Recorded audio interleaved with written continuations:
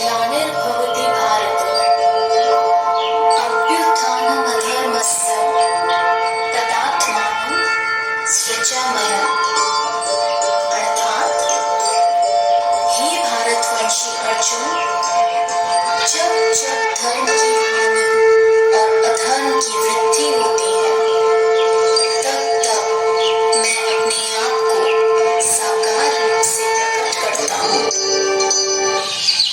एक समय की बात है, मथुरा राज्य में उग्रसेन नाम का एक राजा था।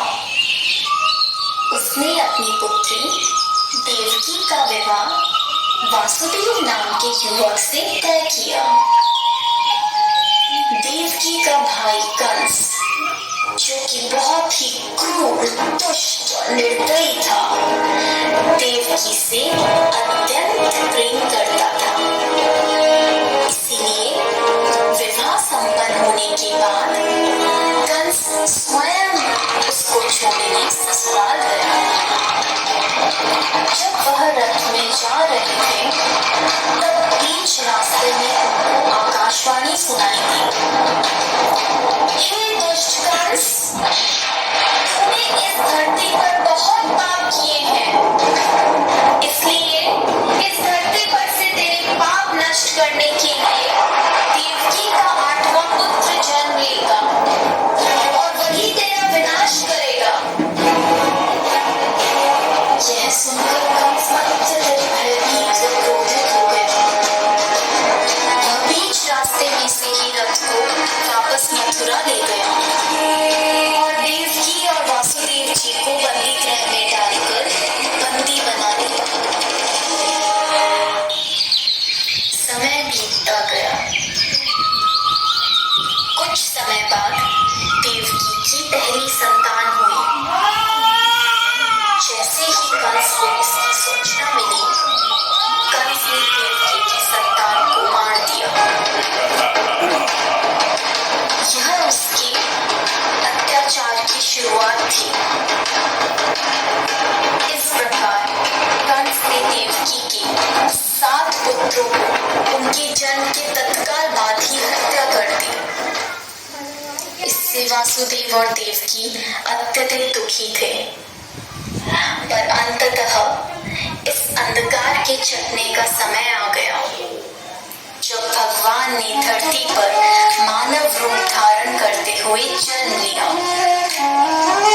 उस दिन घोर अंधेरा था और तेज वर्षा हो रही।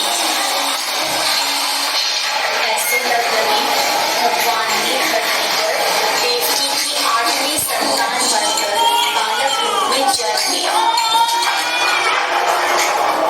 जन्म लेते ही वहां एक दिव्य प्रकाश प्रकट हुआ और उस प्रकाश में से श्री विष्णु भगवान ने अपने पूर्ण अवतार में दर्शन दिए और वासुदेव से कहा, हे वासुदेव, मैंने इस धरती पर कंस जैसे दुष्ट और अत्याचारी मानव का विनाश करने के लिए कृष्ण अवतार में जन्म लिया है। अतः मैं आपसे विनती करता हूँ कि आपके दोस्त नंद के घर ले चलें, जहाँ उनकी पत्नी यशोदा ने बालिका को जन्म दिया है। उस बालिका को यहाँ ले आकर मुझे यशोदा के बगल में सुला दें। ऐसा बोलकर भगवान अंतर्ध्यान हो गए। भगवान ने एक शिशु का रूप धारण किया और एक चमत्कार हुआ। वासुदेव और देवकी पीढ़ी मुक्त हो गए। कारागार के द्वार अपने आप खुल गए। जेल प्रहरी गहरी निद्रा में सो गए और ऐसे समय वासुदेव उस बालक को लेकर नंद के घर चल पड़े। तेज वर्षा के कारण यमुना नदी का बहाव बहुत तेज था, पर यमुना नदी ने वासुदेव और उनके पुत्र के लिए रास्ता बना दिया और शेषनाग ने प्रकट होकर कृष्ण भगवान को अपने फन फैलाकर तेज बारिश से बचाया। आखिरकार वे नंद के गांव पहुंचे और कृष्ण को यशोदा की बगल में लेटाकर उनकी पुत्री को वापस बंदी गृह ले आए। वहां पहुंचते ही बंदी गृह के दरवाजे स्वयं बंद हो गए। सारे जाकर उस व्यक्ति के रोने की आवाज सुनकर जाग गए और कंस को सुना। वहां पहुंचते ही बगल में लेटाकर उनकी पुत्री को वापस बंदी गृह ले आए। वहां पहुंचते ही बंदी गृह के दरवाजे स्वयं बंद हो गए। सारे प्रहरी उस व्यक्ति के रोने की आवाज सुनकर जाग गए और कंस को सूचित किया। जब कंस को सूचना मिली कि वासुदेव जी की 8वीं संतान पुत्री हुई है, तो कंस उस पुत्री को मारने लगा। अचानक उसमें से एक दिव्य ज्योति के साथ मां शक्ति प्रकट हुई और उन्होंने कहा, हे मूर्ख कंस, निर्दोष शिशुओं की हत्या करने से तुम्हें कोई लाभ नहीं होगा। तुझे मारने वाला इस धरती पर जन्म ले चुका है।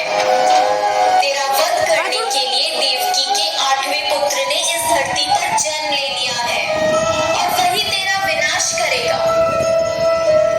ऐसा कहकर वह दिव्य शक्ति लुप्त हो गई।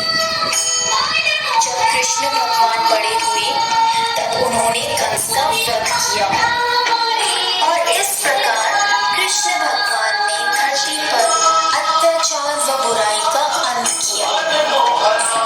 इसीलिए हमेशा प्रत्येक भाद्रपद की कृष्ण पक्ष की अष्टमी को जन्माष्टमी के रूप में श्री कृष्ण का जन्म दिवस मनाते हैं।